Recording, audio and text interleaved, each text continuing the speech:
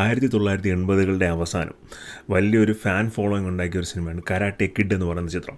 ചൈനയിൽ നിന്നും അമേരിക്കയിലെത്തുന്ന ഒരു കരാട്ടെ അധ്യാപകൻ, അമേരിക്കയിലുള്ള ഒരു പയ്യൻ, അവൻ ഒരു ടൂർണമെൻറ്റിൽ പങ്കെടുക്കുന്നു. തുടർന്ന് അദ്ദേഹം അവനെ കോച്ച് ചെയ്യുന്നു. തുടർന്നുള്ള സംഭവ വികാസങ്ങളും ടൂർണമെൻറ്റും ഒക്കെ ആയിരുന്നു അന്നത്തെ സിനിമയുടെ ഒരു ഇതിവൃത്തം. വലിയ കൾട്ട് ഫാൻ ഫോളോയിങ് ഉണ്ടായ ഒരു ചിത്രമാണ് കരാട്ടെ കിഡ്. വർഷങ്ങൾക്കിപ്പുറം ജാക്കി ചാനും ജേഡൻ സ്മിത്തും, വിൽ സ്മിത്തിൻ്റെ മകനായ ജേഡൻ സ്മിത്തും ചേർന്ന് ആ സിനിമ റീക്രിയേറ്റ് ചെയ്തിരുന്നു. വളരെ നല്ല ചിത്രമായിരുന്നു. അപ്പോൾ അതിൻ്റെ ഫോളോയിങ് ആയാണ് ഇപ്പോൾ കരാട്ടെ കിഡ് ലെജൻഡ്സ് എന്ന് പറയുന്ന ചിത്രത്തിൽ വന്നിരിക്കുന്നത്. ആ ചിത്രത്തിൻ്റെ റിവ്യൂയിലേക്കാണ് നമ്മളൊന്ന് പോകുന്നത്. Welcome to white board stories. അപ്പോൾ ഈ സിനിമയുടെ ഒരു വൺ ലൈനിലേക്ക് നമ്മൾ പോകുകയാണെന്നുണ്ടെങ്കിൽ, ലീ ഫാങ് എന്ന് പറയുന്ന ഒരു പയ്യൻ, അവൻ ചൈനയിൽ ജനിച്ച് വളർന്നൊരു പയ്യനാണ്. കുങ്ഫു വളരെ ഇഷ്ടമാണ്. പക്ഷേ അവിടെ അവൻ്റെ ചേട്ടൻ മരണപ്പെടുന്നു. അപ്പോൾ അതൊക്കെ മറക്കാനായിട്ട് അവൻ്റെ അമ്മ, ഡോക്ടറായ അവൻ്റെ അമ്മ ന്യൂയോർക്കിലേക്ക് സ്ഥലം മാറ്റം വാങ്ങിക്കുന്നു. അല്ലെങ്കിൽ പുതിയ ജോലി തേടി വരുന്നു.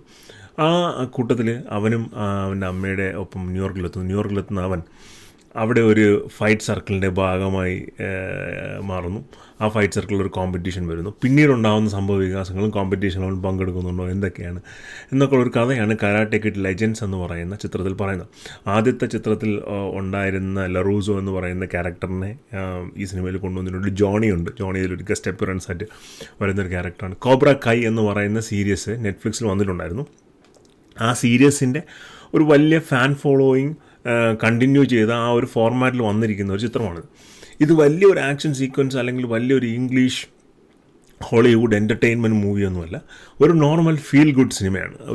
നമുക്ക് കണ്ടു കഴിഞ്ഞാൽ ഓക്കെ, കൊള്ളാം, കുഴപ്പമില്ല എന്ന് തോന്നുന്ന ഒരു സിനിമയാണ്. അല്ല അതിനുമപ്പുറം ഒരു എക്സെപ്ഷണൽ എന്ന് പറയാൻ ഒന്നും തന്നെയും ഇല്ല. ഒരു നോർമലായിട്ടുള്ള ഡയറക്ഷൻ, പെർഫോമൻസ്, ക്യാരക്ടേഴ്സിൻ്റെ പെർഫോമൻസ് എല്ലാം വളരെ നല്ലതാണ്.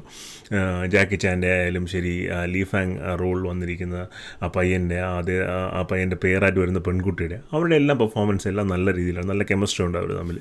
അത് സ്ക്രീനിൽ നമുക്ക് കാണാനായിട്ടൊരു എൻജോയ്മെൻറ്റ് ഫാക്ടറുണ്ട്. നമുക്ക് ചുമ്മാ കണ്ടിരിക്കാം. എന്താ പറയുക, ഒരു ഫൺ മൂവി എന്നുള്ള നിലയ്ക്ക് കണ്ടിരിക്കാം. കരാട്ടെ കിഡ്സിൻ്റെ ഫാൻസ് ആണെങ്കിൽ, കോബ്ര കൈയുടെ ഫാൻസ് ആണെങ്കിൽ നിങ്ങൾക്ക് ഈ സിനിമയും ഇഷ്ടപ്പെടും.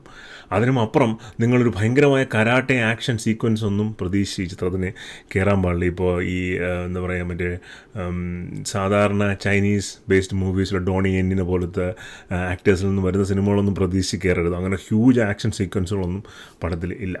അപ്പോൾ എന്തായാലും ചിത്രം തിയേറ്ററിൽ വന്നിട്ടുണ്ട്. സിനിമ കാണുക. നിങ്ങളുടെ അഭിപ്രായങ്ങൾ കമൻറ്റ് ചെയ്യുക. വീഡിയോ പറ്റിയുള്ള നിങ്ങളുടെ നിർദ്ദേശങ്ങൾ കമൻറ്റ് ചെയ്യുക. വീഡിയോസ് ഇഷ്ടപ്പെടുന്നുണ്ടെങ്കിൽ ലൈക്ക് ചെയ്യുക, ഷെയർ ചെയ്യുക, സബ്സ്ക്രൈബ് ചെയ്യുക. മറ്റൊരു വീഡിയോ ആയിരിക്കും.